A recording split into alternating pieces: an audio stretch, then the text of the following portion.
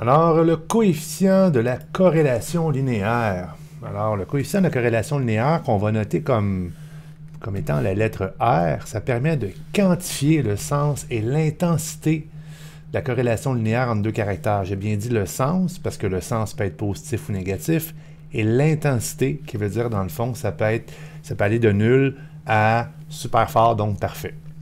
La valeur de R, le fameux R qu'on va calculer, ça va toujours se situer dans un intervalle de -1 à 1. Donc, il y a un tableau ici que je vais te montrer.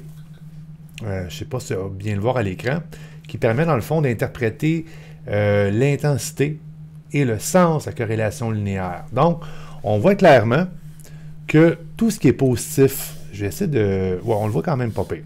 Tout ce qui est positif, donc tout ce qui est dans la région ici en rouge, ça forme tous des nuages de points qui s'en vont dans le fond de façon croissante. Tout ce qui est négatif, donc tout ce qui est dans la région en vert ici, c'est tous des nuages de points qui s'en vont de façon décroissante. Plus le coefficient tend vers la valeur de 1, plus les points sont alignés de façon parfaite. Du coup, c'est la même chose aussi pour un coefficient qui vaut -1, donc ça va être aligné, mais de façon négative. Ici, on se trouve à avoir une échelle juste là, donc qui permet dans le fond de qualifier la corrélation. Donc une corrélation linéaire de 1 serait parfaite. Entre 0,8 et 1, bon, on parlerait dans le fond d'une corrélation qui est forte. De 0,5 à 0,8, ça serait moyen. De 0,2 à 0,5, c'est faible. Et entre 0 et 0,2, c'est nul. Et encore là, ce sont des valeurs arbitraires parce que il n'y a pas une loi qui dit que c'est exactement ces nombres-là.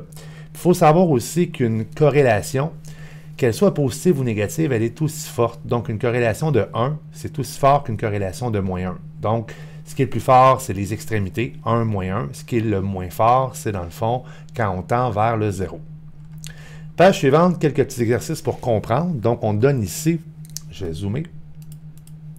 Alors ici, on donne 4 coefficients de corrélation, puis on dit associe-les au nuage que tu penses qui te convient. Alors, moi, je vais y aller selon les indices. Donc ici, j'ai une corrélation. Je commence par celle-là qui est la plus forte, la gang, qui est de 0,90, qui est positive. Donc, je la mettrai ici. La deuxième plus forte, c'est elle ici, mais elle est négative, donc moins 0,85.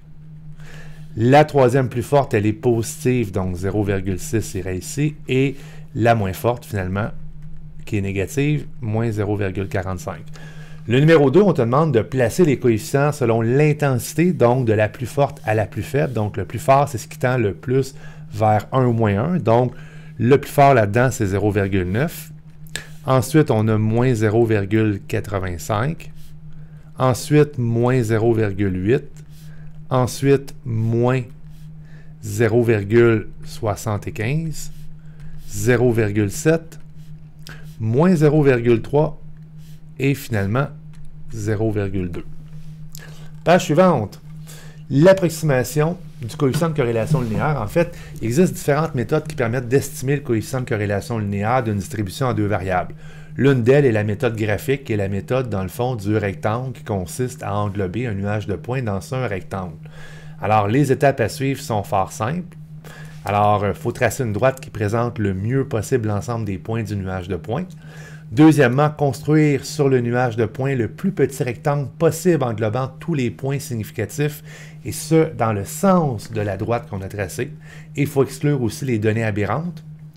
L'étape numéro 3, c'est mesurer avec la règle la longueur et la largeur du rectangle. Numéro 4, déterminer le signe en fonction de la corrélation. Donc, si c'est positif, la réponse va être positive. Si les points sont alignés de façon négative, la réponse va être négative. Et finalement, la dernière étape, c'est approximer le coefficient de corrélation linéaire à l'aide d'une formule. Alors, la formule, c'est toujours 1 moins le petit côté, la mesure du petit côté, divisé par la mesure du grand côté. Et le plus ou moins se rajoute selon le sens observé. Donc, on le fait après. Les points aberrants, ben en fait, les points aberrants, ce sont des points qui sont très éloignés du nuage et qui ne représentent pas le contexte, donc on doit les exclure du rectangle. La méthode du rectangle ne fournira pas une bonne approximation du coefficient de corrélation linéaire si on ne les exclut pas. Un exemple ici, on se trouve à avoir clairement un point aberrant qui est là, et si on en tient compte, on aurait dans le fond une corrélation nulle. tandis que si on n'en tient pas compte, on aurait une corrélation qui serait plutôt moyenne et négative. Donc, c'est important de la laisser tomber, pas s'en servir dans notre calcul. D'ailleurs, je vais faire des exemples pour montrer comment on calcule le coefficient de corrélation linéaire. Donc, premier exemple, on va tracer un nuage de points avec les couples qui sont ici. Donc, on dit dans le fond de tracer le nombre d'heures de consommation sur Internet. Donc, on dit chacun des couples suivants indique le nombre d'heures consacrées au sport d'un enfant durant une semaine et le nombre d'heures consacrées à consommation Internet. Donc, on veut nous autres connaître le lien entre le temps consacré au sport, donc le sport en premier, avec l'Internet ici. Alors, 2 heures au sport, 7 heures sur Internet. 2, 1, 2, 3, 4, 5, 6, 7. Je trace un point là. 3, 5, donc 3, 5. 3, 8, 3, 8. 4, 4, 4, 6. 5, 5. 5, 7. 6, 4. 6, 6. 7, 2. 8, 3. Et 8, 4. Donc, on a une corrélation qui est négative et probablement qui va être quand même assez moyenne. Donc, on dit estime le coefficient de corrélation linéaire à l'aide du rectangle. Je vais te montrer dans le fond les différentes étapes. Donc, la première étape, c'est de tracer une droite qui passe en plein milieu des points. Donc, c'est ce que je fais ici. Ensuite, la deuxième étape, c'est de tracer un rectangle qui englobe tous les points. Donc, c'est ce que je vais faire ici. Moi, je trace toujours une petite ligne. Oups, avec ma règle, ça va aller mieux. Donc, je trace une ligne, on englobe le plus possible les points et on ferme le rectangle. Donc, en englobant les points, il ne faut pas être peur, dans le fond, de toucher au point non plus. Je prends ma règle, donc j'ai une règle imaginaire, on va dire, là, qui mesure le rectangle. Là, je ne la montrerai pas à l'écran, mais mettons que je mesure la largeur de mon rectangle, je pourrais dire que ça vaut 3 cm. Et la longueur pourrait, dans le fond, valoir ici 11 cm. C'est des valeurs approximatives. Et là, on te demande de calculer l'intensité. Donc, dans ma formule, il va y avoir un moins. 1 moins le petit côté sur le grand côté.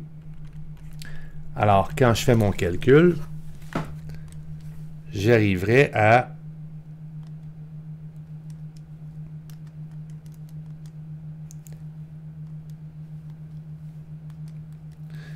moins 0,73. Donc, je n'ai pas pris de règle, là, je suis allé à l'œil. Naturellement, tu ne fais pas ça dans une évaluation, tu le fais avec une règle. C'était juste pour le besoin de comprendre, là, parce qu'à l'écran, prendre une règle, tout ça, c'est un peu compliqué pour moi. Question numéro 2. On demande d'estimer le coefficient de corrélation linéaire, donc à l'aide de la méthode du rectangle. On fait la même chose encore une fois. J'ai une donnée ici, oups, pas le point rouge. Cette donnée-là semble être une donnée aberrante, donc j'en tiendrai pas compte. Je vais donc tracer ma droite en plein milieu de mon nuage de points, tracer mon rectangle ensuite pour que celui-ci englobe le mieux possible tous mes points. Je ne suis pas super bon. Alors, mettons que ça vaut 10 cm, et ici, ça vaut 4 cm. Alors, je ferais dans le fond comme corrélation 1 moins 4 sur 10. Qui me donnerait 0,6. C'est positif parce que ça s'en va en montant. Et la question numéro 3, on demande de placer les coefficients dans l'ordre croissant de leur intensité. Donc, l'ordre croissant, c'est du plus faible au plus fort. Alors, on part au départ avec la plus faible qui est 0,25. Ensuite, moins 0,32. Ensuite, 0,42.